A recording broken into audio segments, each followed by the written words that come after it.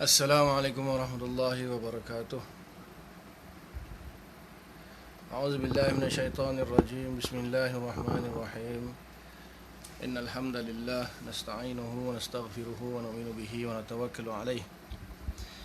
Wa na'udzu billahi min shururi anfusina wa min sayyiati a'malina. May yahdihillahu fala mudilla lahu wa may yudlilhu fala hadiya lahu. أشهد أن لا إله إلا الله وحده لا شريك له وأشهد أن محمدا عبده ورسوله اللهم صل على سيدنا محمد وعلى آله وصحبه أجمعين وبارك وسلم أما بعد بسم الله الرحمن الرحيم والعصر إن الإنسان لفي خسر إلا الذين آمنوا وعملوا الصالحات وتواصوا بالحق وتواصوا بالصبر صدق الله العظيم وقال رسول الله صلى الله عليه وسلم Man salaka tariqan yaltamisu fihi ilman sahalallahu lahu bihi tariqan ilal jannah atau kama qala sallallahu alaihi wasallam. Alhamdulillah, syukur kepada Allah Taala kerana masih lagi diberikan nikmat-nikmat yang tidak terhingga. Dan insya-Allah pagi ini kita sambung pengajian kita kitab Kifayatul Awam berkaitan dengan akidah Sunnah wal Jamaah. Dan kita mulakan dengan bacaan kita Al-Fatihah. A'udzubillahi minasyaitonir rajim. Bismillahirrahmanirrahim. Alhamdulillahirabbil alamin. Arrahmanirrahim. Maliki yaumiddin. Iyyaka na'budu wa iyyaka nasta'in. Ihdinas siratal mustaqim. Shiratal ladzina an'amta 'alaihim ghairil maghdubi 'alaihim waladdallin. Amin.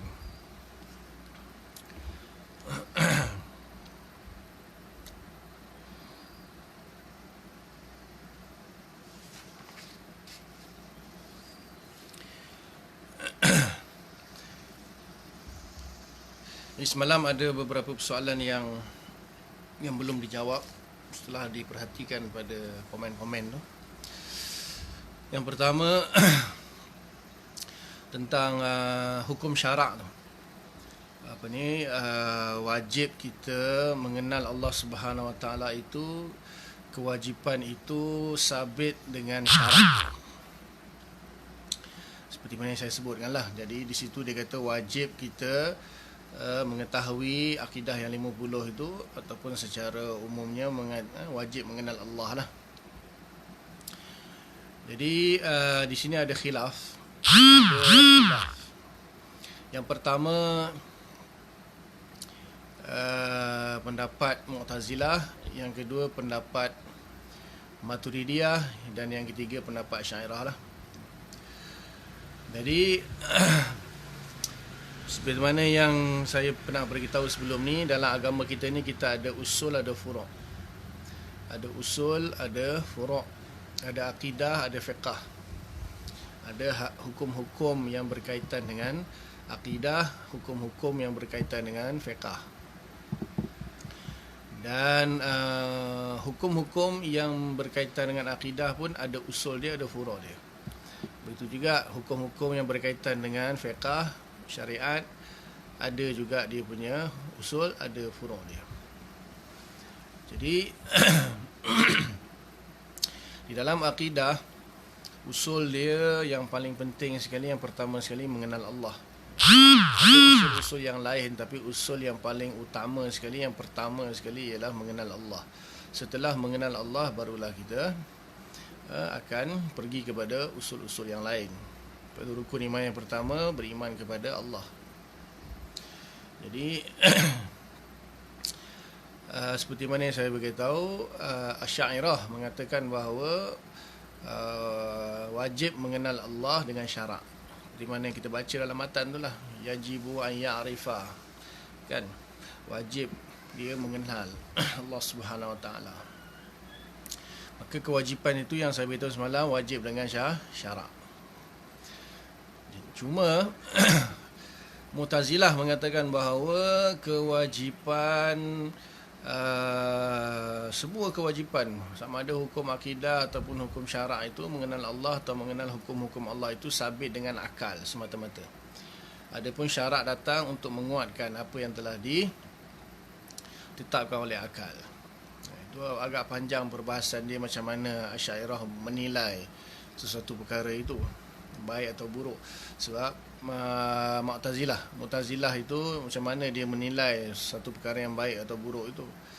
Jadi dia menggunakan akal. Dia ada usul dia yang masyhur Mu'tazilah ni, iaitu tahsin wa taqbih bil akal. Menganggap sesuatu itu baik dan menganggap sesuatu itu buruk dengan akal. Itu Mu'tazilah. Jadi termasuklah dia mengatakan mengenal Allah dan mengenal semua hukum-hukum syarak, termasuk fiqh sekalipun, sabit dengan akal. Macam mana perincian dia, panjang lah. Dia buatlah dia punya teori dia. Kalau sesuatu perbuatan itu, kalau kita buat, kalau kita seseorang tu buat satu perbuatan, orang puji, dan kalau dia tinggalkan, orang keji, maka itu namanya wajib menurut akal. Kalau orang tu buat, satu orang tu buat satu perkara, kemudian dia dipuji oleh orang ramai, kemudian kalau dia meninggalkan, dia dikeji, maka itu menunjukkan haram secara akal. Itu juga sunat, kalau dia buat orang akan puji, tapi kalau dia tinggal orang tak puji, maka dia panggil sunat. Kalau dia buat orang puji, dia tak puji pun tidak, cela pun tidak, dia tak buat pun orang puji pun tidak, cela pun tidak, maka dia panggil harus. Kemudian yang makruh, kalau dia buat orang akan kalau dia buat orang tak cela, tapi kalau dia tinggalkan orang puji, maka itu akan dinamakan makruh. Itu 4 perbahagian tahsin. Kemudian satu lagi takbih, iaitu haram. Kalau dia buat orang akan cela, kalau dia tinggal orang akan puji. Itu menurut Mu'tazilah. Jadi Mu'tazilah mengatakan sama ada hukum akidah atau hukum syarak itu dengan akal. Mengenal Allah tu wajib dengan akal. Maka Allah berikan kita akal, maka kita wajib mengenal Allah. Menurut Maturidiyah ni dia tengah-tengah di antara Asy'ariyah dengan Mu'tazilah. Maturidiyah mengatakan bahawa semua hukum akidah dan fiqh datang daripada Al-Quran, kecuali mengenal Allah. Mengenal Allah itu kewajipan, bukan mengenal Allah. Kan ada beza tu. Nanti kita, sebab kita Asy'ariyah pun menggunakan dalil akal kan. Tapi ini bukan maksud dalil akli untuk semua akidah itu. Maksudnya kewajipan mengenal Allah itu sabit dengan akal menurut Maturidiyah. Selain daripada itu, semuanya sabit dengan syarak. Sabitnya hukum, bukan dalil lain. Dalil nakli itu lain. Ini maksudnya sabitnya hukum. Sabitnya hukum mengenal Allah menurut Maturidiyah dengan akal. Selain daripada itu, semua syarak. Dan Asy'ariyah semuanya sabit dengan syarak. Jadi di sini kesimpulannya, Mu'tazilah mengatakan semua hukum dalam akidah ataupun fiqh semuanya sabit dengan akal. Maka Al-Quran datang hanya untuk menguatkan saja. Nabi datang untuk menguatkan saja. Kemudian Asy'ariyah semuanya sabit dengan syarak. Akidah ke ataupun fiqh ke, semuanya sabit dengan syarak, termasuk mengenal Allah. Maturidi dia sama dengan Asy'ariyah, kecuali satu saja, iaitu mengenal Allah, katanya sabit dengan akal. So apa dalil kita? Dalil kita, wa ma kunna mu'azzibina hatta nab'atha rasula. Allah Ta'ala berfirman dalam surah Al-Anfal, tak silap saya, sungguhnya kami tidak mengazab sesuatu kaum itu sehinggalah kami mengutuskan seorang rasul. Maka disitulah dalil Asy'ariyah mengatakan kewajipan mengenal Allah itu adalah dengan syarak. Beza maknanya kewajipan mengenal Allah. Maknanya yang menghukum siapa, maksudnya siapa dia tak kenal Allah, maka dia akan berdosa. Kenapa? Sebab di sini akan timbulkan satu impact, iaitu orang-orang yang mana dia hidup di zaman fatrah, dia panggil. Orang yang hidup di zaman fatrah, iaitu zaman yang tidak diutuskan kepadanya seorang rasul. Contohnya, di antara zaman Nabi Isa AS diangkat ke langit sampailah zaman Nabi kita Muhammad SAW dilantik menjadi rasul, hampir 600 tahun. Jadi apakah nasib manusia ketika itu? Mereka itu digelar sebagai ahlul fatrah. Jadi adakah mereka itu dikirakan orang yang selamat di akhirat ataupun tidak? Jadi ada ulama membahagikan ahlul fatrah ni kepada tiga. Yang pertama, orang ahlul fatrah yang mana dia mewarisi Islam ataupun iman itu daripada nenek moyang dia lah, mungkin mewarisi Islam seperti Waraqah bin Naufal kan. Buhairah, Waraqah bin Naufal, Abdullah. Jadi mereka tu mewarisi agama daripada mungkin keturunan, mungkin adalah daripada sesuatu. Akhirnya mereka beriman kepada Allah. Maka mereka ni jelaslah mereka akan selamat. Kemudian golongan yang kedua, iaitu mereka yang tidak sampai kepada mereka tentang iman, tentang Islam, tentang Allah, tentang Rasul. Lalu mereka hidup hanya sebagai seorang manusia, makan, minum, tidur, berkahwin, berkeluarga dan sebagainya, tidak sembah Allah dan tidak sembah apa-apa pun. Maka golongan ini selamat menurut ahli sunnah lah. Kena yang ketiga, orang yang menyembah berhala. Jadi orang yang menyembah al-fatrah, yang dia menyembah berhala. Dia tak kenal Allah tapi dia menyembah berhala. Ada khilaf, tapi yang masyhur mengatakan mereka juga selamat. Ada khilaf, ada yang kata neraka. Tapi menurut ahli sunnah mereka, maksudnya Asy'ariyah lah, menurut Asy'ariyah mereka yang masyhur di kalangan Asy'ariyah, mereka selamat juga walaupun sembah berhala. Walaupun ada pendapat kata neraka. Jadi kalau menurut Mu'tazilah dan Maturidiyah, siapa yang golongan ahlul fatrah yang tidak mengenal Allah, maka mereka akan berdosa. Mereka akan berdosa, maka masuk neraka. Jadi itu impact daripada kesan adakah kewajipan mengenal Allah tu sabit melalui syarak atau melalui akal. Jadi kalau Maturidiyah dengan Mu'tazilah mengatakan sabit dengan akal, maka di situ akan menyebabkan ahlul fatrah yang tidak mengenal Allah, tak menggunakan akal untuk mengenal Allah, akan masuk neraka. Tapi Asy'ariyah mengatakan bahawa tidak. Sekiranya mereka tidak diutuskan Rasul, bahkan kalau tidak sampai dakwah kepada mereka secara mutawatir. Jadi Asy'ariyah memperincikan di sini, walaupun sudah diutuskan Rasul, tetapi dakwah tidak sampai kepada mereka. Contohnya ada satu tempat, satu pulau di dunia sekarang ni, jemaah tabligh tak sampai, tak ada orang nak dakwahkan kepada mereka kan. Sebab apa? Kerana kena kuarantin COVID. Jadi seumur hidup dia tak menerima dakwah, tak tahu tentang Islam, walaupun zaman sekarang lah misalnya. Maka bila tak sampai dakwah kepada mereka secara mutawatir, syarat yang pertama, sampai dakwah secara mutawatir, barulah mereka ada taklif untuk beriman kepada Allah. Kemudian yang kedua, mereka juga selamat anggota mereka. Contohnya mereka tidak buta dan tidak pekak. Kalau dia buta dan pekak, maka dia pun terkeluar daripada taklif juga. Sebab kalau buta dan pekak, macam mana dia nak tahu, melihat ataupun mendengar dakwah? Maka gugur juga taklif. Dan ada lagi yang berpendapat mengatakan bahawa bahkan kalau yang sampai kepada mereka itu berita-berita yang di sini ada khilaf, berita-berita yang tidak benar mengenai Islam.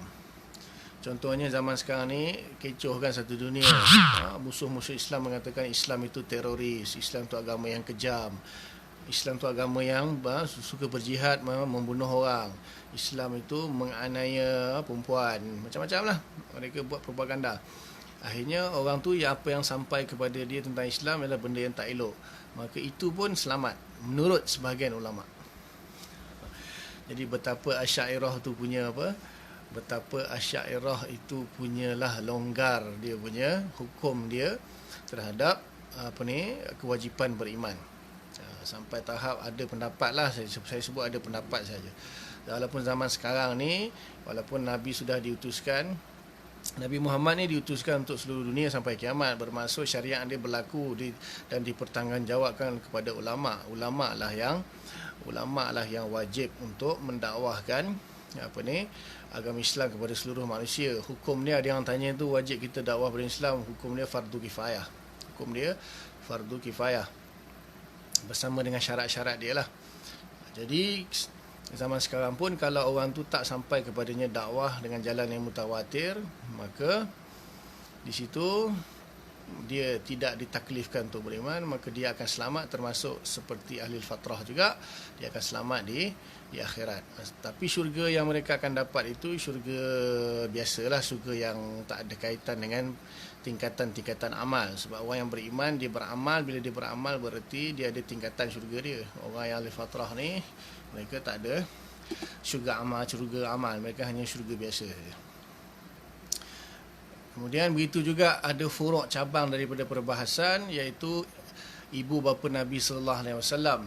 Ibu bapa Nabi sallallahu alaihi wasallam menurut ahli sunnah wal jamaah, mereka selamat di syurga, akan masuk selamat di akhirat, akan masuk syurga. Jadi walaupun Wahabi mengatakan bahawa ibu bapa Nabi di neraka sebab ada dalil dalam Sahih Muslim. Ada dalil Nabi kata, inna abi wa abaka finnar, sesungguhnya bapaku dan bapamu di neraka. Kisah dia tentang seorang sahabat Nabi tanya Rasulullah, ya Rasulullah, aina abi, di mana kedudukan bapaku di akhirat? Maksudnya bapa dia dah meninggal ketika zaman jahiliah. Maka Nabi kata, inna abaka finnar, sesungguhnya bapa kamu di neraka. Maka dia sedih, dia pun berpaling pergi. Kemudian Rasulullah suruh panggil balik orang tu. Maka ketika orang tu datang balik, Nabi kata, inna abi wa abaka finnar, sesungguhnya bapakku dan bapakmu di neraka. Jadi Wahabi ambil dalil di situ mengatakan bahawa bapak Nabi pun di neraka, mak dia pun di neraka. Sebab apa? Tak beriman kepada Allah. Jadi Asy'ariyah jawab, banyak jangan jawapan lah. Antara jawapan yang diberikan ialah ayat Al-Quran tersebut. Ayat Al-Quran tu lebih kuat. Wa ma kunna mu'adzibina hatta nab'asa rasula, kami takkan mengazab tu kaum melainkan kami utuskan rasul.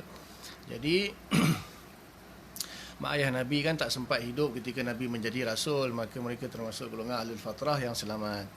Yang kedua, mereka mengatakan mak ayah Nabi pun tak masuk, tak sembah berhala pun, walaupun tak beriman. Kemudian yang dimaksudkan dengan yang hadis dalam Sahih Muslim itu, yang Nabi mengatakan inna abi, sesungguhnya bapaku, maksudnya Abu Talib.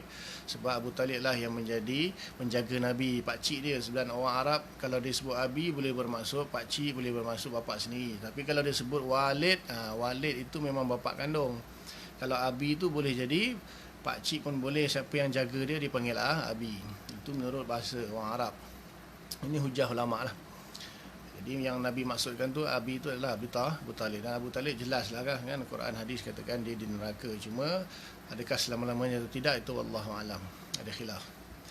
Jadi itu hasil daripada kesan daripada mengatakan hukum wajib mengenal Allah Taala itu dengan syara atau dengan akal. Jadi Mu'tazilah kata dengan akal, bahkan kesemuanya hukum dengan akal. Maturidiyah kata semua hukum dengan syarat kecuali mengenal Allah. Asy'ariyah mengatakan semua hukum semua hukum sabit dengan syarat termasuk mengenal Allah. Wallahu alam. Itu ada soalan ustaz tanya ni. Kemudian ada lagi soalan tentang semalam saya beritahu tentang tentang imkan dan hudus kan. Jadi saudara Nick tanya, dia kata habis tu Allah Ta'ala tu macam mana? Jadi sebenarnya pembahasan tu nanti dalam bab kidam. Sebab tu saya tak bahas habis. Sebab saya sebut tu, maknanya bila kita melihat alam semesta ni, dia ada beberapa kemungkinan. Yang pertama, kemungkinan pertama itu alam semesta ni jadi dengan sendiri. Yang kedua, kemungkinan dia dijadikan oleh sesuatu yang lain. Dan yang ketiga, kemungkinan dia qadim. Sebenarnya ada tiga kemungkinan. Ada tiga kemungkinan bagi alam semesta ni. Sama ada alam semesta ni dia qadim, maksudnya tak ada permulaan. Satu kemungkinan. Sebab kita tengok kan dah ada langit ni, mungkin dia qadim, mungkin.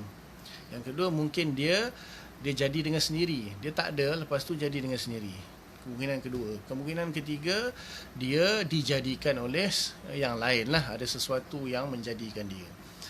Jadi adakah alam ini qadim? Maka batal alam ini qadim kerana dia berubah-ubah. Kerana sesuatu yang berubah-ubah itu wujud setelah tiada, berarti dia tidak mempunyai sifat qadim. Yang kedua, dia jadi sendiri mustahil kerana kan semalam saya dah jelaskan tarjih ataupun rujhan bi ghairi murajjah. Rujhan ataupun tarjih atau murajjah bighairi murajjah. Rujahan bighairi murajjah itu mustahil. Jadi tinggal satu, iaitu dia diciptakan. Kemudian dia tanya habis tu, Allah Ta'ala itu macam mana? Jadi dah ada timbullah persoalan bahawa yang menciptakan alam semesta ini iaitu Tuhan. Jadi Tuhan tu juga dia wujud. Adakah Tuhan itu wujudnya qadim atau wujudnya daripada tak ada kepada ada? Mustahil, tarjih bighairi murajjah, dengan sendirinya. Ataupun dia diciptakan oleh Tuhan yang lain, sesuatu yang lain juga. Itu nanti penjelasannya dalam bab wujud dan bab qidam. Jawapan dia mudah aja, sebab Tuhan tu mesti qadim. Nanti apa dalil dia dalam bab qidam, nanti kita bahas. Untuk saudara Nick, nanti ada pembahasan insya-Allah tentang kalau macam tu, kalau Tuhan yang menciptakan alam tu dia sendiri bagaimana kan? Adakah dia qadim atau dia diciptakan juga, ataupun dia ada kemudian tak ada, kemudian ada dengan sendirinya. Itu nanti dalam pembahasan wujud, sifat wujud dan sifat qidam insya-Allah.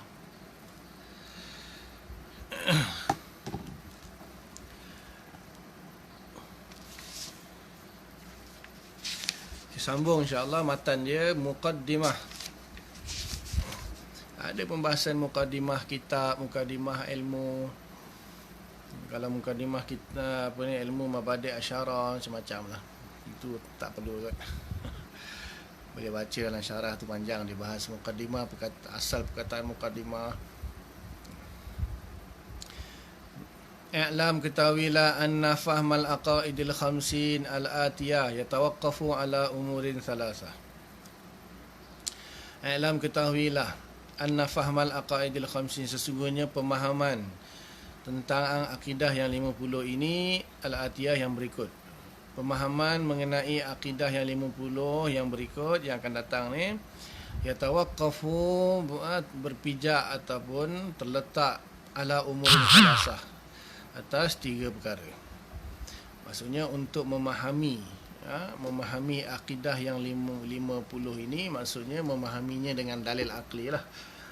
Maka bergantung atau berpijak kepada 3 perkara.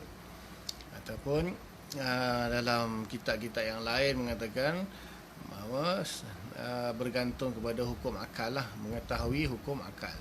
Jadi kita nak tahu dalil akli, kita kena tahu hukum akal dulu, barulah kita boleh memahami dalil akli. Kalau kita hukum akal kita tak faham, macam mana kita nak faham dalil akli? Maka untuk memahami dalil akli bagi akidah yang 50 tu, maka berpijak kepada 3 perkara. Terletak atas 3 perkara. Yang pertama, maksudnya 3 perkara di sini 3 hukum akal. 3 hukum akal, al-wajibu wal mustahilu wal jaizu. Jadi di sini ada juga pembahasan mengenai kalau hukum itu bukanlah wajib, mustahil, jaiz. Wajib, mustahil, jaiz itu perkara yang dihukumi. Adapun kalau hukum itu sendiri ataupun hukuman, dia panggil ijab, istihalah dan jawaz. Di sini musannif dia tak guna lafaz ijab, istihalah ataupun jawaz.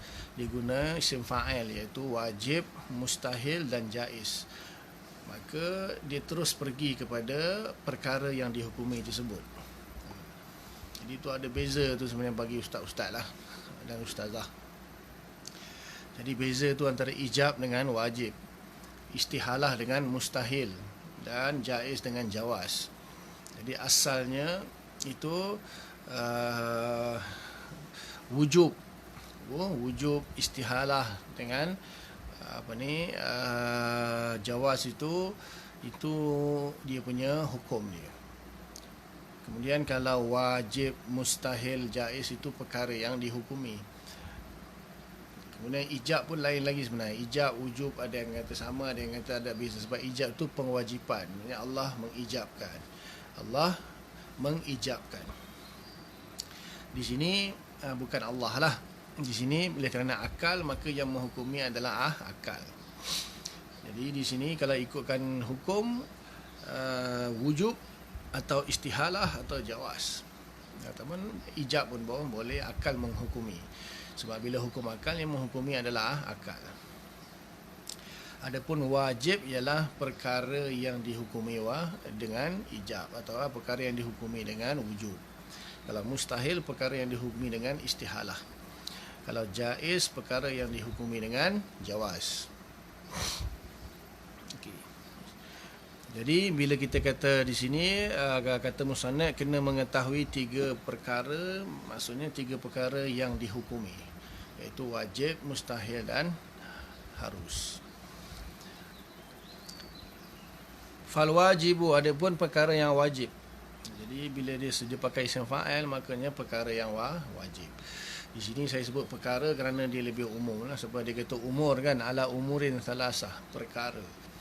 Jadi yang dihukumi wajib itu ada kalanya perkara, ada kalanya mana kalau perkara umur iktibari lah. Kalau perkara, maka dia lebih luas lagi daripada benda yang wujud. Jadi di sini kan kita belajar tentang semua sekali, sama ada sifat yang wujudi atau sifat yang subuti. Nanti akan dibahas insya-Allah. Maka dia letakkan ala umurin salasah, 3 perkara.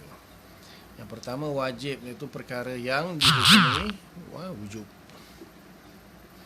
Huwa, dia adalah allazi, iaitu sesuatu yang la yatasawwaru fil aqli adamuhu, tidak tergambar pada akal ketiadaannya. Allazi, di sini allazi ini digunakan allazi, maknanya apa saja. Ada yang guna ma. Kalau Imam Sanusi, ma la yatasawwaru. Di sini Syekh Fudali guna allazi. Jadi ini allazi itu bermaksud isim mausul boleh. Ma, pengguna ma pun ma mausul boleh, ataupun apa sajalah, apa perkara. Itu panjang pembahasan nak bahas tu. Ini yang mudah-mudah saja. Jadi maknanya allazi ataupun ma la yatasawwaru fil aqli adamuhu, apa sajalah, apa saja perkara yang tidak tergambar pada akal ketiadaannya. Maksudnya mesti ada. Perkara yang wajib itu akal tak boleh menggambarkan. Tasawur, di sini dia sebut tasawur, sebenarnya ada pembahasan. Sebenarnya tasdik. Sebenarnya tasdik, berarti dia satu dia sebut nanti ai la yasduqu al-aqlu bi adamihi, iaitu akal tidak membenarkan akan ketiadaannya. Itu memang bahasa kitab macam tu lah, susah sikit kalau orang awam nak faham. Kalau bahasa mudah, maknanya akal tak boleh terima yang benda tu tiada. Maksudnya tak boleh terima benda tu tiada, maksudnya mesti ada. Maksudnya mesti ada. Akal tak boleh terima, tak boleh terfikir, tak boleh tergambar akan ketiadaannya. Maksudnya mesti ada. Wajib mesti ada, tak boleh tiada. Bahasa mudah dia. Wajib itu adalah, kalau bahasa kita wajib itu logik. Wajib itu logik. Maksudnya benda yang logik, benda yang mesti, benda yang mesti ada. Boleh. Hukum akal yang pertama wajib, iaitu mesti ada, tak boleh tiada. Bahasa simple. Di sini digunakan tak tergambar oleh akal. Apa maksud tasawur tu? Iaitu tasdik. Sebab apa? Kalau tasawur nanti ada iskal di situ. Boleh-boleh saja akal tasawur benda yang mustahil. Maksudnya akal tasawur benda yang tak ada dan sebagainya, itu boleh saja. Nanti bahas dah, yang dimaksudkan dengan akal di sini bukan apa yang digambarkan dalam kepala otak. Apa yang digambarkan dalam kepala otak itu bukan akal. Itu namanya zehen, atau namanya khayal, atau namanya fardun, atau namanya khatir. Macam-macam nanti. Panjang kalau nak bahas secara dalam. Jadi apa, kita kena faham beza akal dengan beza otak. Jadi kalau kita boleh membayangkan sesuatu dalam kepala otak kita kan. Contohnya kita tengok satu pokok. Kalau kita tutup mata, lepas tu kita dapat bayangkan pokok tu, ataupun kita tengok wajah ibu kita yang mulia. Jadi bila kita tutup mata, kita masih boleh membayangkan wajah ibu kita, betul? Walaupun ibu kita dah meninggal dunia misalnya, kita masih lagi boleh membayangkan wajah ibu kita dalam pemikiran. Itu bukan akal. Itu bukan akal, itu hanya khatir ataupun khayal ataupun fardun ataupun zehen ataupun apa lagi macam-macam dipanggil lah. Macam-macam dia panggil. Itu bukan akal. Akal ni tak boleh. Akal ni bukan benda yang digunakan untuk menggambar-gambarkan sesuatu, tu bukan. Akal ni satu quwwah, satu malakah, rizah untuk menghukumi. Dia bukan kita bayang-bayangkan dalam itu, bayangan-bayangan tu bukan akal namanya. Itu namanya otak ataupun zehen ataupun khayal ataupun fard ataupun apa lagi khatir, hadis nafs dan sebagainya. Jadi akal ini dia hanya menghukumi sesuatu itu mesti ada, tak boleh tiada. Itu wajib di segi akal.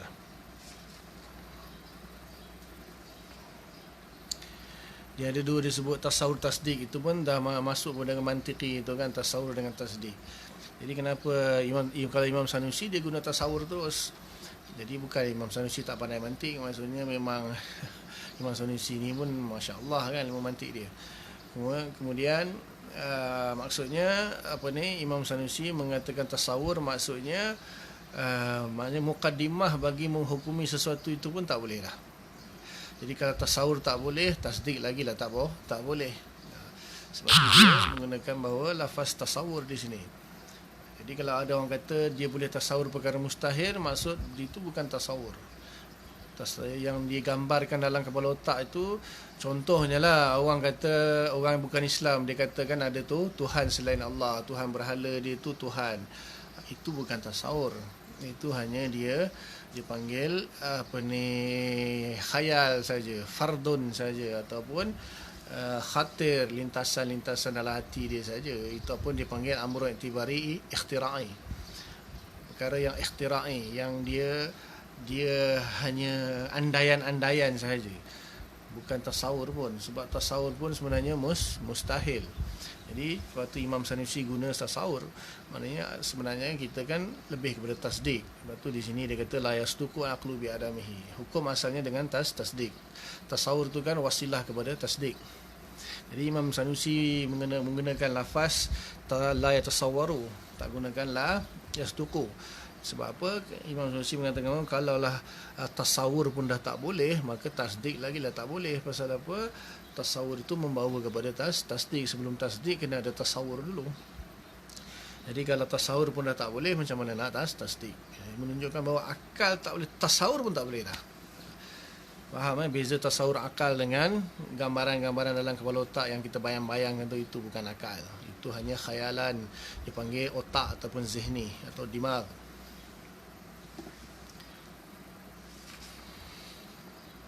Kalau bahas panjang-panjang makin pening, dia tengok makin berkurang. Sebab apa? Dia pening. Belajar akidah dia pening. Lepas tu dia tak suka apa, Asy'ariyah, tak suka hukum akal. Pasal apa? Susah. Dia jangan ambil yang susah. Dia ada benda yang mudah dia. Jadi cuma di sini kan perbahasan mengenai Allah. Jadi ulama suka menggunakan istilah-istilah yang tinggi-tinggi, sebab yang kita bahas itu adalah Allah Ta'ala. Mestilah menggunakan sesuatu yang tinggi-tinggi. Tapi boleh je kalau difahami dengan mudah. Boleh saja difahami dengan mudah.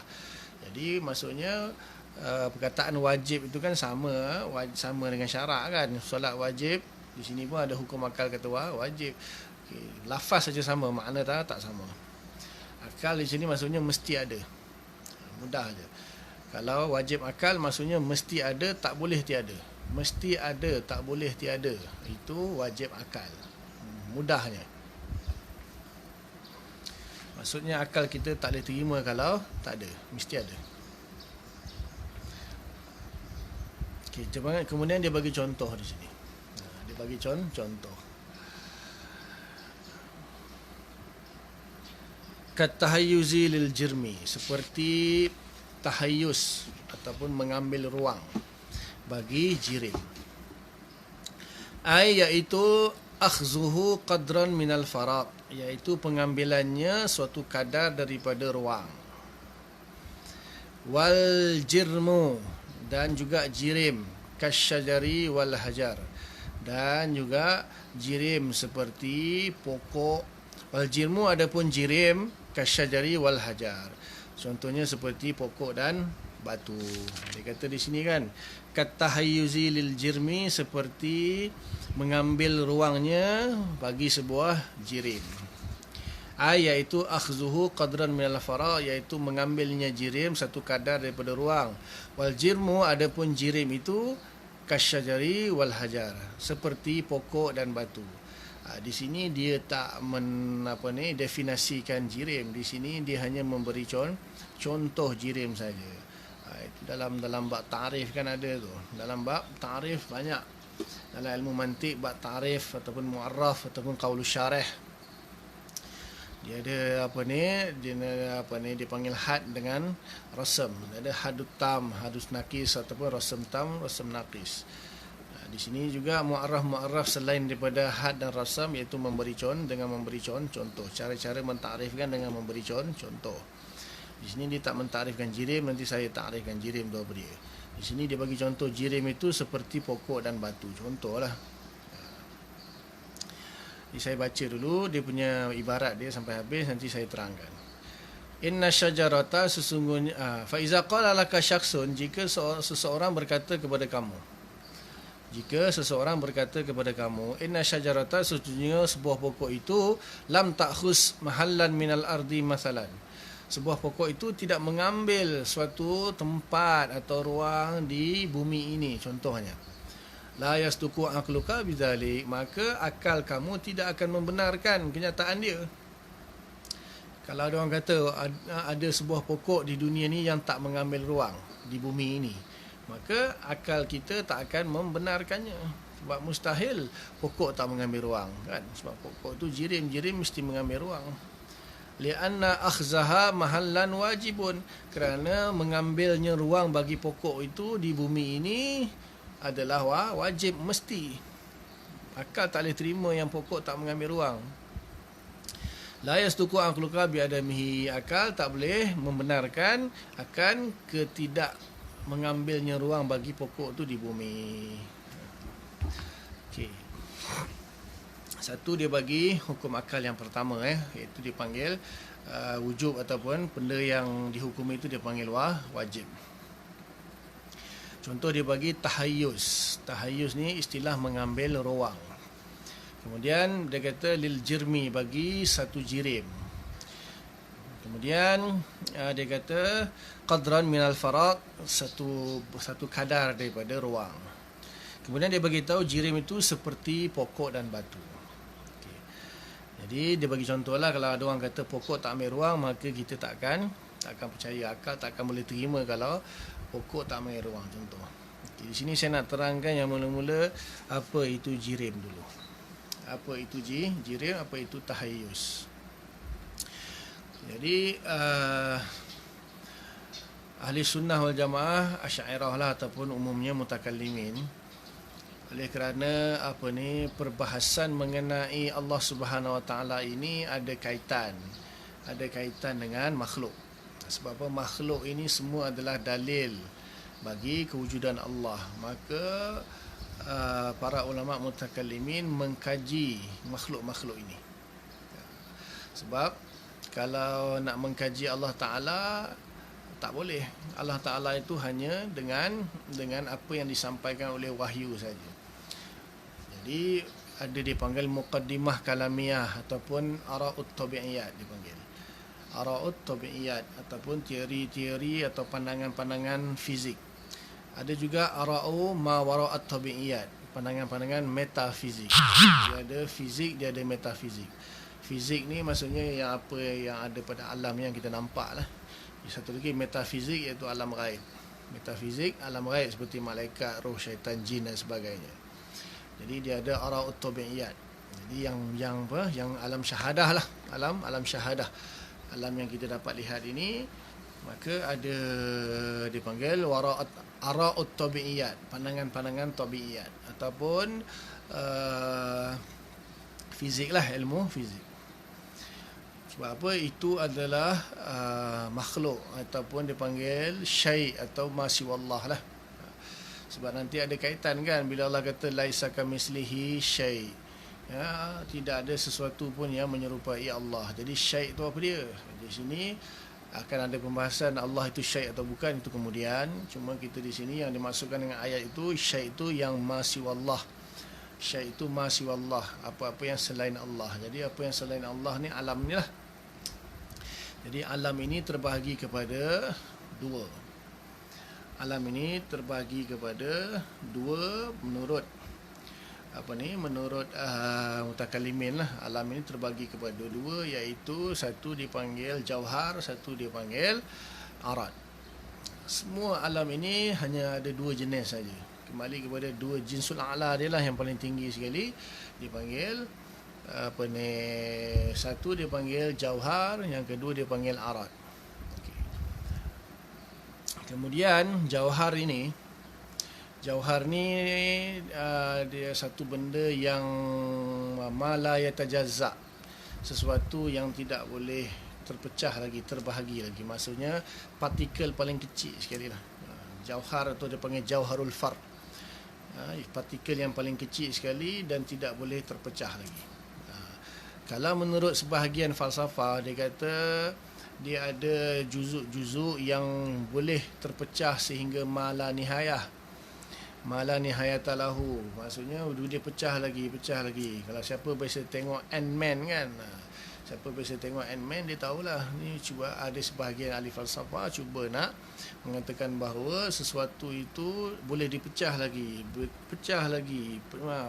Ni kuantum fizik ni kan. Jadi boleh pecah lagi, masuk ke alam yang lebih kecil lagi, sampai mala nihayatalah. Maka ulama Islam, mutakallimin Islam mengatakan itu mustahil. Sesuatu yang infinity, yang tidak ada penghujungnya, mustahil.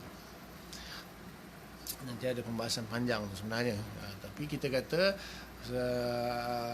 benda yang paling kecil di alam semesta yang selain Allah ni dipanggil jauharul fard. Kalau nak memahami contohnya kalau siapa pernah belajar sains, dalam teori sains, teori kimia, biologi, fizik pun dia ada bahas tentang atom kan. Dan atom itu ada elektron, proton, neutron. Setakat yang saya belajar itulah, tiga tu yang paling kecil sekali, proton, neutron, elektron. Jadi katanya penemuan yang termoden ni, proton dengan neutron masih boleh dipecahkan lagi. Yang tak boleh pecah ialah elektron. Allahualam lah, siapa belajar fizik dia faham kot. Jadi elektron ni atom yang paling kecil, single atom yang tidak boleh dipecah. Kalau dipecah juga dia akan jadi energi atau wave, gelombang ataupun tenaga. Dia tak boleh pecah. Selagi dia dalam bentuk partikel, atom, dia tak boleh pecah. Jadi itu paling kecil. Dan atom dengan atom kalau bergabung jadi molekul, molekul dengan molekul bergabung jadi sel, sel yang besar bergabung jadi organ, organ bergabung boleh jadi manusia, binatang, pupuk dan sebagainya. Jadi juzuk yang paling kecil sekali itu dipanggil jauharul fard. Contoh ni dalam mutakallimin, kalau dalam sains itu paling kecil atom lah, ataupun elektron yang paling kecil, tak boleh pecah.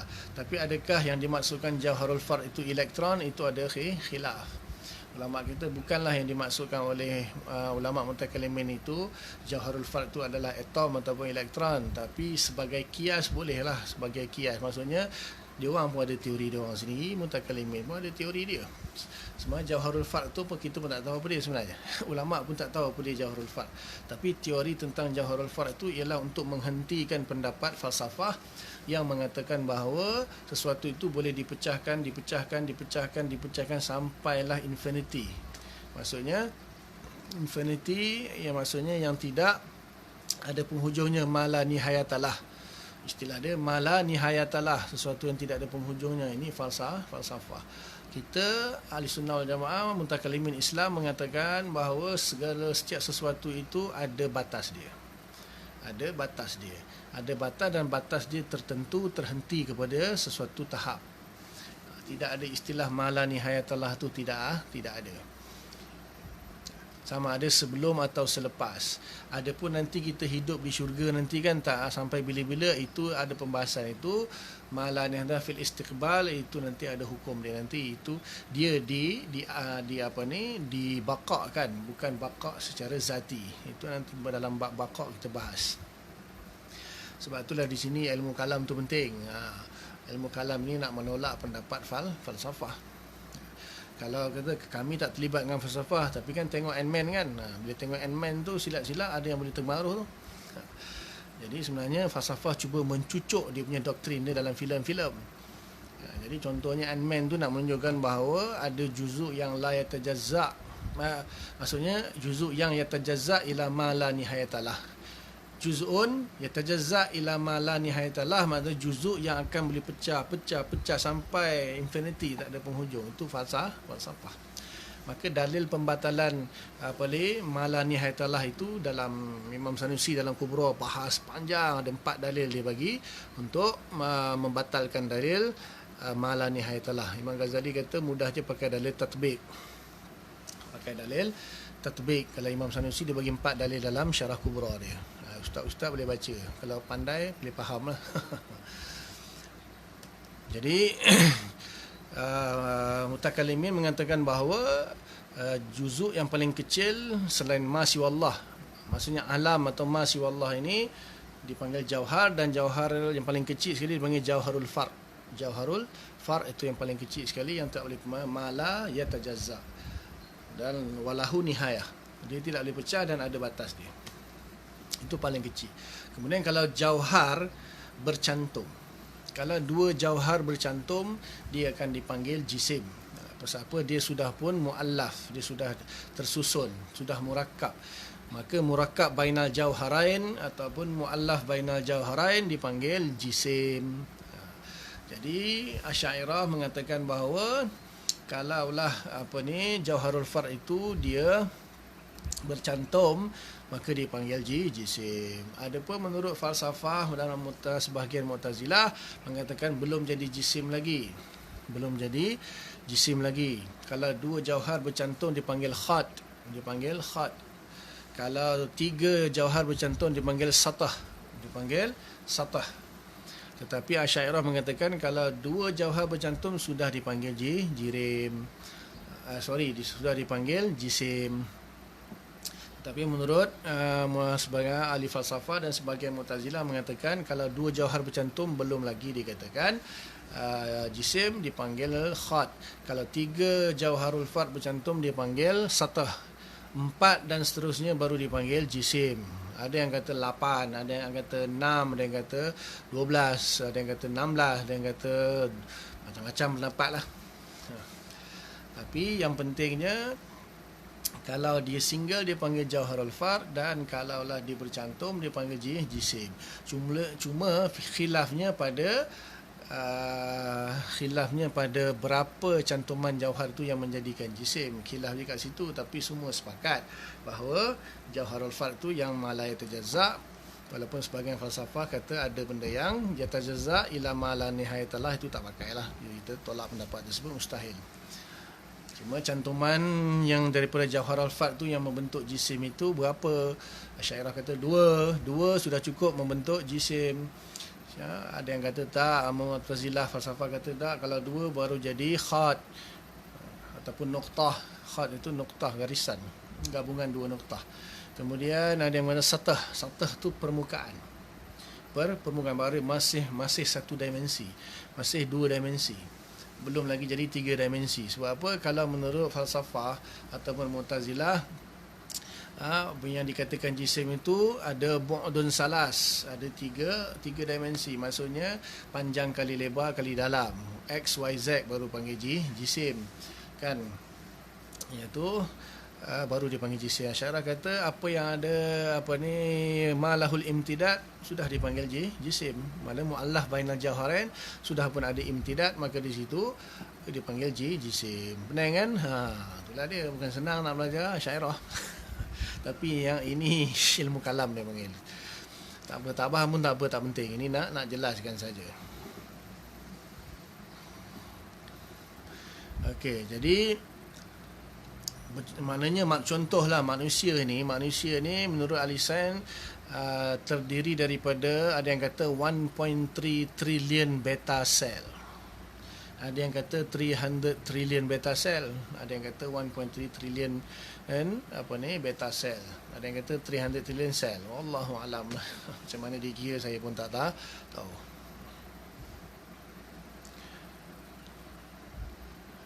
Bukan sutah tu, sat. Sin ta ha. Sin ta ha, as-sathu. Jadi manusia tu maknanya misalnya lah, manusia ni kalau di blender kau ambil badan kau masuk dalam blender, kau blender paling kecil dia boleh pecah kepada sampai 300 trillion sel boleh pecah lagi jadi molekul pecah lagi jadi atom. Masya-Allah. Dalil dia apa? Dalil dia contohnya kan dalam surah Yasin kan. Wa daraba lana masalan wa nasiya khalqah. Allah Ta'ala, kami telah membuat satu perumpamaan bagi orang-orang yang lupa akan penciptaannya. Qala man yuhyil 'izam. Qala, mereka mengatakan, man yuhyil 'izam wa hiya ramim. Siapakah yang akan menghidupkan semula tulang belulang yang telah hancur luluh? Ramim itu hancur luluh. Qul, katakanlah wahai Muhammad, yuhyi hallazi, yang akan menghidupkannya ialah yang menghidupkan awwala marrah, yang menghidupkannya pada kali yang pertama. Wa huwa bi khalqin alim, sesungguhnya dia amat mengetahui dalam penciptaan. Jadi wahya ramim, tulang belulang yang sudah hancur luluh. Kalau tulang tu hancur, paling kecil dia boleh akan jadi jauharul fard. Jadi Allah Ta'ala akan bangkitkan semula makhluk di padang mahsyar dengan mencantumkan semula jauharul fard itu, tulang-tulang yang ramim, yang wahya ramim, sudah pun hancur luluh itu dicantumkan semula oleh Allah untuk jadikan manusia balik. Itu kalau nak contohlah, walaupun lah tak panggil lah ramim tu jauharul fard, tapi contoh. Atau contoh Nabi Ibrahim kan, kaifa tuhyil mauta kan. Ibrahim tanya, ya Allah, macam mana kau menghidupkan orang yang benda yang dah mati? Maka Allah kata, afalan tu'min, apakah kau beriman? Dia kata, bala, aku beriman, cuma walakin litatma'inna qalbi, akan tetapi untuk menenangkan hati, Allah perintahkan dia ambil 4 burung, potong kepala, ambil badan 4 burung tu, cincang, gaul, letak kepala burung tu 4 gunung, kemudian seru nama Allah, nanti badan yang hancur dicincang Ibrahim tu akan bercantum semula dengan kepala dia kan, betul? Dalam Al-Quran sebut. Jadi itu teori jauharul fard yang difahami dalam Al-Quran oleh mutakallimin. Jadi selesai tentang jauharul fard. Jadi jirim itu ada 2. Yang satu dipanggil jauharul fard, iaitu single particle, single atom. Bolehlah nak panggil atom pun. Nanti ada orang marah pula saya sebut single atom, ada orang tak puas hati. Dia kata bukan. Memang mungkinlah memang tak masukkan atom. Teori dia sama. Teori dia sama, benda dia mungkin berbeza. Teori mutakallimin jauharul fard dengan teori atom tu mungkin tak sama, tapi teori itu sama, pemahaman tu sama, walaupun benda mungkin tak sama. Wallahualam. Ada yang tak puas hati saya buat daurah, saya beritahu, ada orang tak puas hati, kata salah ustaz tu kata. Sekati kau lah. Jadi bila dia murakab, dia bercantum, dia jadi jisim. So maknanya kalau sesuatu yang dia tidak murakab, ghairu murakab atau ghairu muallaf, single, maksudnya dia fard, mana jauharul fard, maka dia panggil jauhar lah. Kalau dia murakab, dia panggil jisim. Jadi jirim itu ada 2, satu single dia panggil jauharul fard, satu murakab atau muallaf dia panggil jisim. Tapi selalu saya sebut jisim lah, ulama selalu sebut jisim. Sebab apa? Jauharul fard tu kita pun tak nampak. Coronavirus tu itu jauharul fard lah kot. Tak tahulah coronavirus ni dia jauharul fard ke ataupun jisim, dia muallaf, murakab ke ataupun dia single, saya tak pasti coronavirus tu. Sebab pun dia orang tunjuk kononnya dalam internet, macam rupa macam apa ke, macam nyamuk je tengok, macam setan pun ada. Itu mungkin dah murakab lah kot. Wallahu a'lam. Tapi coronavirus tu kita tak nampak. Jauharul fard lagi lah tak nampak. Okey, jadi kita panggil lagi jisim, iaitu banyak jauhar yang murakab atau muallaf, yang tersusun. Kalau partikel paling kecil ditemui sekalipun, dia tetap ada jauharul fard. Ya. Tetapi tak pernah jumpa. Tak tahulah saintis. Tapi kalau saintis dia tak panggil tu. Saintis dia panggil, tak tahu yang sekarang ni nanoteknologi, quantum physics, tak tahu dia panggil apa. Setakat yang saya belajar, dulu dia panggil atom namanya elektron. Dulu ada 3, proton, elektron, neutron. Tapi dia kata proton dengan neutron masih boleh pecah lagi. Yang tak boleh pecah setakat ni elektron. Wallahualam lah. Saya tak tahu itu teori sains. Saya belajar dulu form 4, form 5 di MRSM dulu. Tapi sekarang ni maknanya benda yang tak boleh la yatajazza, syai'un la yatajazza lah. Sesuatu yang tak boleh dipecahkan dipanggil jauharul fard. Boleh. Ini semula yang ni pening lah. Yang awam ni tak apa. InsyaAllah nanti saya buat rajah. Sebab Faris buat rajah. Faris pun tak muncul, dah hilang lah. Dah pergi dah. Satu lagi, iaitu dia panggil arad. Satu lagi dia panggil arad. Satu jisim, satu lagi arad. Arad ni apa? Arad ni sifat bagi jisim. Arad ini sifat bagi jisim. Jadi selain Allah ataupun makhluk ataupun syai' yang selain Allah itu ada 2, dia punya jinsul a'la dia. Jinsul a'la dia, jenis yang tertinggi pecah kepada 2. Satu dia panggil jisim, satu dia panggil arad. Kalau falsafah dia pecahkan kepada 10, dia ada makulatul asyar. Itu pembahasan tentang makulatul asyar. Maksudnya menurut falsafah ini, maknanya dipanggil makulatul asyar. Yang maknanya satu jauhar 9 arad. Kalau mutakalimin pecahkan 2 saja, nanti di satu jisim satu arad. Maka nanti arad ini akan pecah. Satu arad yang wujudi, satu arad yang i'tibari. Itu panjang pembahasan dia dalam kitab-kitab mutakalimin lah. Okey. Jadi kita ada zat, ada sifat. Pembahagian senang macam ni lah. Ada zat, ada sifat. Dia 2 je benda ni. Ada zat, ada sifat. Tapi ada lagi nanti ta'alluq ataupun nisbah sifat dengan zat. Ada satu lagi perkara, iaitu nisbah di antara sifat dengan zat. Itu lagi susah tu. Kita ambil 2 dulu. Sebab apa? Nisbah tu i'tibari. Sifat pun ada yang i'tibari, tapi nanti dulu kita ambil yang wujudi dulu. Jadi ada zat, ada sifat. Okay, zat ada 2, satu zat yang qadim, satu zat yang hadis, yang hudus. Zat yang qadim dan zat yang hadis. Maka zat yang qadim hanya zat Allah Ta'ala, dan zat yang hadis, yang hudus, yang bersifat hudus dipanggil jisim. Kemudian sifat pun sama, ada sifat yang qadim, ada sifat yang hadis, yang bersifat hudus. Sifat yang qadim hanya sifat Allah, sifat yang hadis atau hudus itu dipanggil arad. Boleh?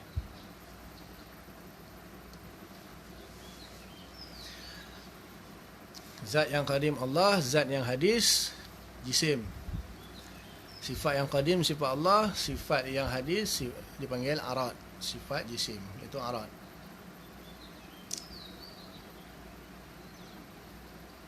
Bukan, zat yang hudus itu jisim. Salah tu zat. Zat yang hadis bersifat hudus. Kalau dia hadis bersifat hudus, istilah pun kena tepat juga ni. Seperti saya kata, kalau hadis maksudnya hadis sesuatu benda yang baru, sifat dia hudus. Begitu juga qadim. Qadim sesuatu benda yang qadim, sifat dia qidam. Jadi beza qadim dengan qidam. Kalau qadim, perkara tersebut, zat tersebut. Kalau qidam, sifat dia. Kalau hadis, benda tersebut. Kalau hudus, sifat dia. Zat yang hadis bersifat hudus.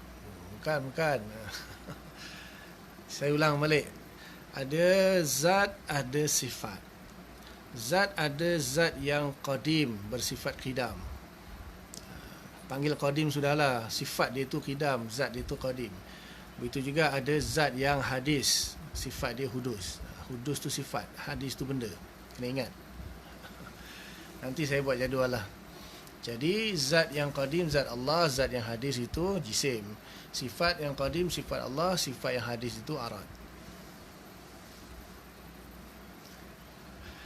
Nanti saya buat jadual insya-Allah. Dia memang walikulli fannin mustalahat, bagi setiap bidang tu ada istilah-istilah dia. Jadi antara salah satu kegagalan orang ataupun perkara yang menyebabkan orang itu dia jadi terhalang untuk mendalami satu ilmu kerana tak faham istilah. Istilah ni penting. Jadi saya pun bukan setahun, 20 tahun juga nak faham istilah ni. Jadi nak bagi dua lah, nak bagi tahu je, maknanya selain Allah itu zat yang hadis iaitu dipanggil jisim, dan sifat yang hadis dipanggil arad.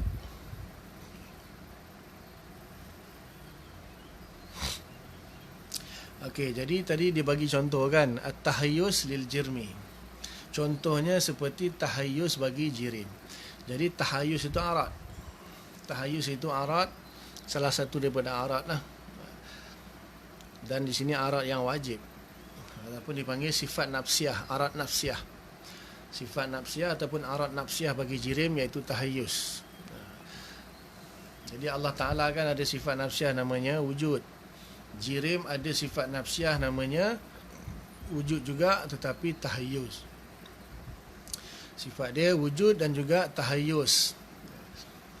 Jadi itu antara sifat nafsiyah bagi jirim, tahayyus. Maknanya jirim itu mesti mengambil ruang. Sifat nafsiyah ni sesuatu sifat yang mana kalau tidak ada dia, tidak wujudlah jirim. Ataupun tidak wujudlah sesuatu.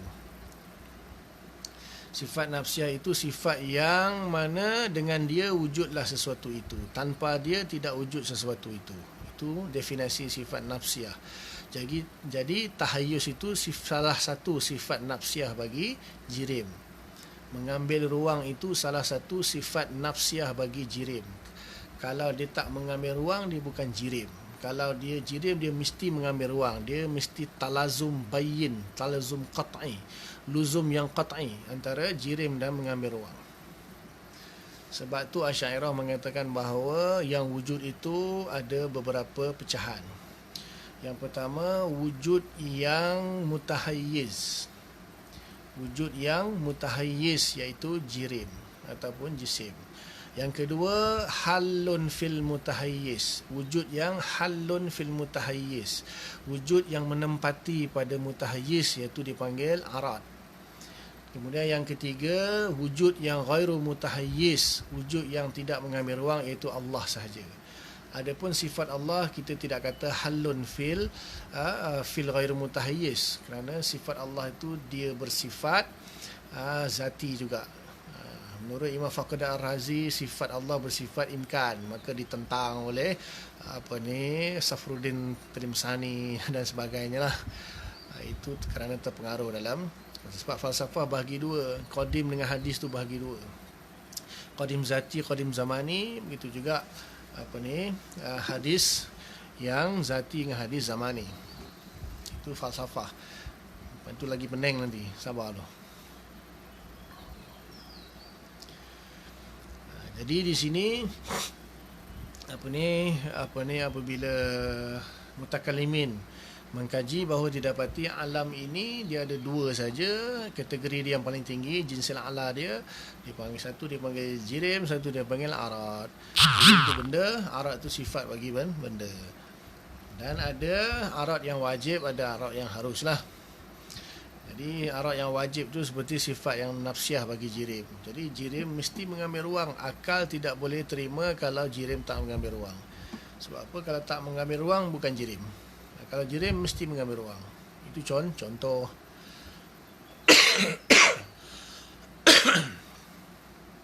Macam boleh. Pening dah setakat ni.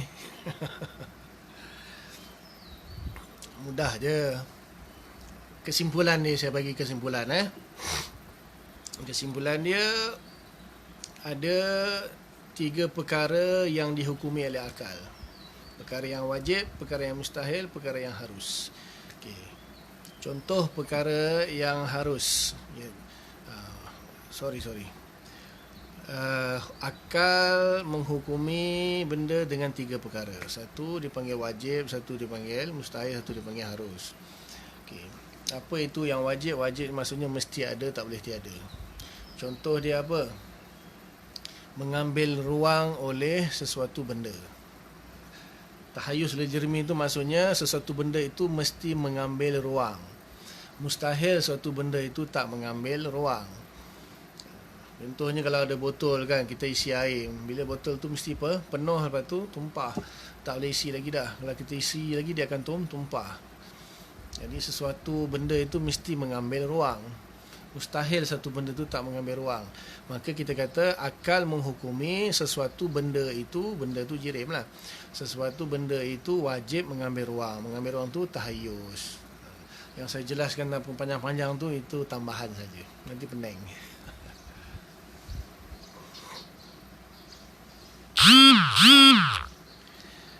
Okey, kemudian yang kedua, wal mustahilu, adapun perkara yang mustahil itu huwa allazi la yatasawwaru fil aqli wujuduhu.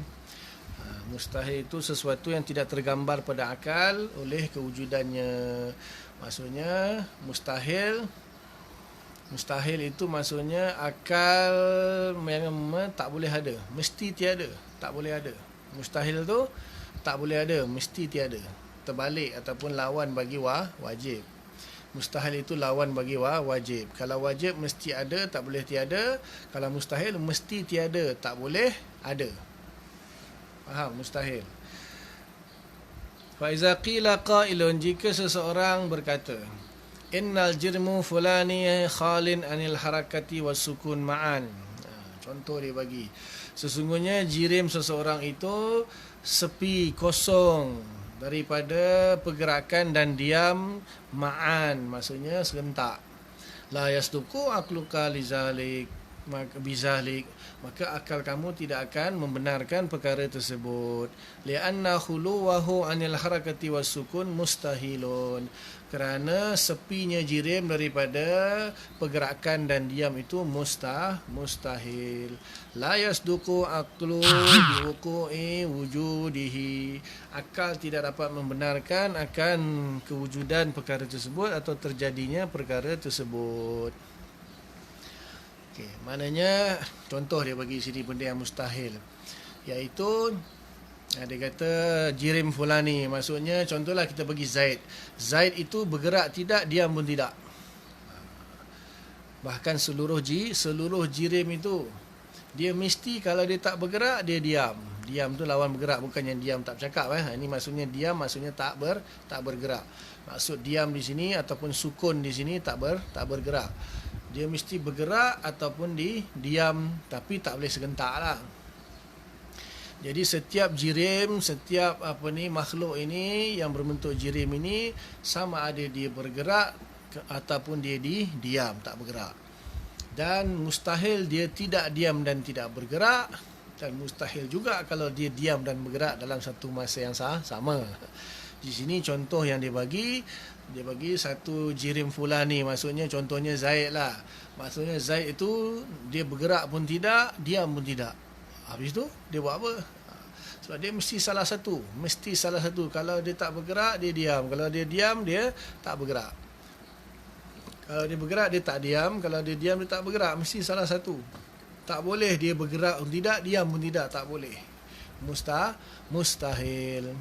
Itu contoh perkara yang mustahil. Maka kita dapati di sini harakat dan sukun pun adalah sifat nafsiyah bagi jirim.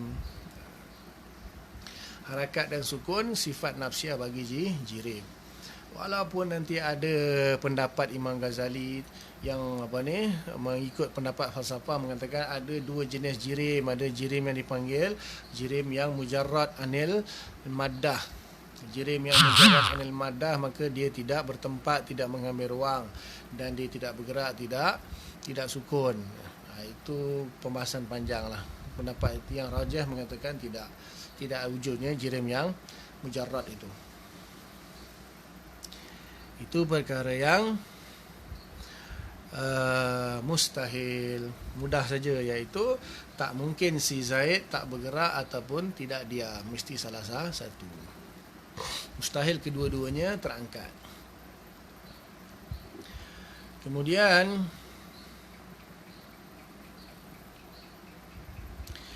wal jaizu, perkara yang harus. Huwa allazi yasduqul aqlu bi wujudihi taratan wa bi adamihi ukhra. Perkara yang harus itu ialah akal membenarkan akan kewujudannya dan juga membenarkan ketiadaannya. Ya, maksudnya akal menghukumi boleh ada, boleh tiada. Jadi jaiz ataupun harus ini di tengah-tengah di antara wajib dan mustahil. Kalau wajib mesti ada, tak boleh tiada. Kalau mustahil mesti tiada, tak boleh ada. Kalau harus boleh ada, boleh tiada. Mudah aja. Kawujudi waladin li Zaidin, contohnya seperti wujudnya anak, adanya anak bagi Zaid. Fa iza qila qailun, jika seseorang berkata inna Zaidan lahu waladun, sesungguhnya Zaid ada seorang anak, jawaza aqluka sidqal zalika, maka akal kamu mengharuskan kebenaran perkara tersebut. Wa zaqila, jika wa iza qala, jika ada yang berkata inna Zaidan la walada lahu, sesungguhnya Zaid tidak ada anak, jawaza aqluka sidqa zalika, maka akal kamu mengharuskan akan kebenaran perkara tersebut. Wa wujudu waladin li Zaidin wa adamuhu jaizun, jadi adanya anak atau tidak ada anak bagi Zaid itu adalah perkara yang harus. Yasdukul al-aqlu bi wujudihi wa adamihi, akal boleh membenarkan bahawa Zaid mungkin boleh ada anak, mungkin tidak boleh ada anak. Tapi tak bolehlah Zaid yang sama dia ada anak, Zaid yang sama tak ada anak, itu mustahil. Maknanya Zaid boleh, nak kata Zaid ni akan ada anak pun boleh, akan tidak ada anak pun boleh. Ada anak seorang pun boleh, anak dua orang pun boleh. Jadi itu perkara yang harus, tak wajib, tak mustahil. Tapi bukan maksudnya Zaid ni dia ada anak dan Zaid yang sama tak ada anak, itu mustahil lah. Itu mustahil, maknanya Zaid yang sama. Maksudnya Zaid tu boleh jadi, ataupun sebelum tu dia ada anak, sebelum tu dia tak ada anak, selepas tu dia ada anak pun boleh. Ataupun sebelum tu dia ada anak, lepas tu anak dia mati tak ada anak pun boleh. Tapi maksudnya masa yang sama tak boleh lah. Zaid ada anak, dalam masa yang sama tak ada anak, itu mustahil. Ini maksudnya harus dia boleh ada anak, boleh tiada anak. Faham? Siapa tak faham tiga perkara ni, kata Imam Haramain, dia tak ada akal. Bukan yang sepanjang-panjang saya bahas tu. Maksudnya macam ni je. Maknanya benda yang wajib itu ialah mesti ada, tak boleh tiada. Benda yang mustahil tu mesti tiada, tak boleh ada. Benda yang harus tu boleh ada, boleh tiada. Itu saja. Kalau faham tiga ni, insya-Allah berakal. Boleh? Cukup kot pening berasak kepala tu. Nanti insya-Allah saya buat, saya tulis dalam ni lah. Saya tak, komputer tak ada. Komputer ada tapi tak pandai buat. Cari calon yang tolong buat ni, Faris lah kot, calon yang paling sesuai. Dia apa ni, graphic designer. Jadi insya-Allah nanti saya suruh Faris buatkan. Banyak lagi jadual-jadual sebelum ni, pembagian hukum dan sebagainya. Cukup setakat tu dengar berkali-kali lah, insya-Allah cuba hadamkan. Inilah kelebihan Asy'ariyah. Maknanya dahsyat ilmu dia. Ilmu dia dahsyat. So tak payahlah nak berangan kata nak ijtihad sendirilah, tak payah ikut mazhab lah. Selesaikan dulu. Faham dulu, cuba harungi dulu ilmu ulama-ulama ni, baru lepas tu nak kata tak payah ikut ulama, kita ijtihad sendiri saja. Nak mengharungi pun tak lepas kan. Kononnya nak tak nak ikut mazhab. Cuba harungi dulu, fahami dulu ilmu ulama ni. Wallahu a'lam. Setakat itu dulu. Apa yang baik daripada Allah Ta'ala, apa yang tak baik, kelemahan saya minta ampun daripada Allah. Minta maaf dan minta muslimin muslimat, mudah begitu kita faham dan sampaikan. Tangguh dengan kafarah majlis. Subhanallah bihamdika, nasyhadu an la ilaha illa anta, nastaghfiruka wa natubu ilaik. Subhana rabbika rabbil izzati amma yasifun, wa salamun alal mursalin, walhamdulillahi rabbil alamin. Assalamualaikum warahmatullahi wabarakatuh. Amin wa iyyakum.